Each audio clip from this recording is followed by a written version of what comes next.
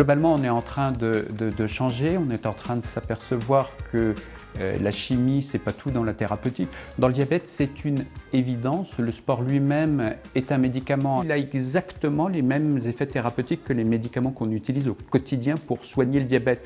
Et c'est un traitement bien plus naturel. Et à chaque fois qu'on peut rajouter une dose de sport, c'est une dose de molécules chimiques, une dose de médicaments qu'on retire.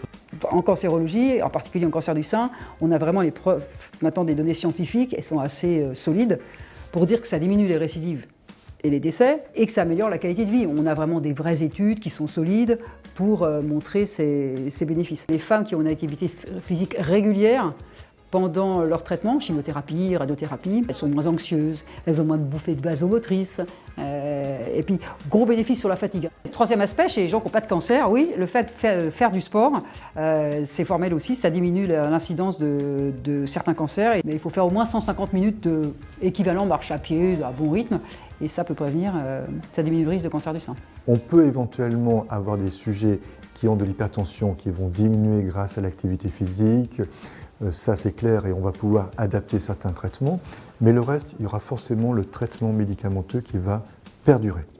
Voyez, on n'est pas pour remplacer des médicaments par de l'activité physique, mais c'est en complément et c'est pour le coup pas un traitement et du sport, mais c'est deux traitements différents.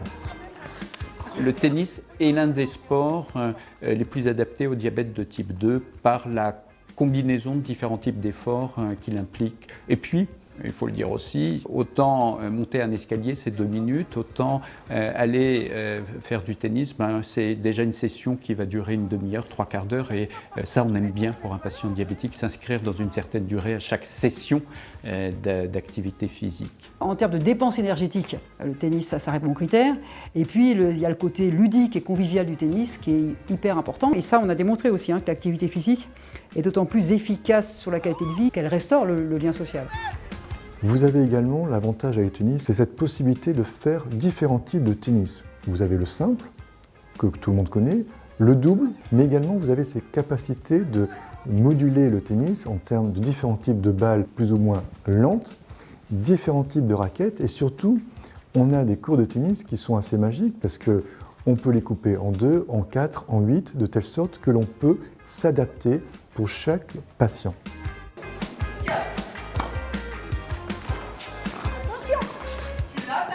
On rêve d'avoir la pilule qui fasse tous les traitements pour le patient diabétique. En fait, on l'a, c'est l'activité physique. Quand un patient disparaît de ma consultation parce qu'il n'a plus besoin de moi, j'ai gagné.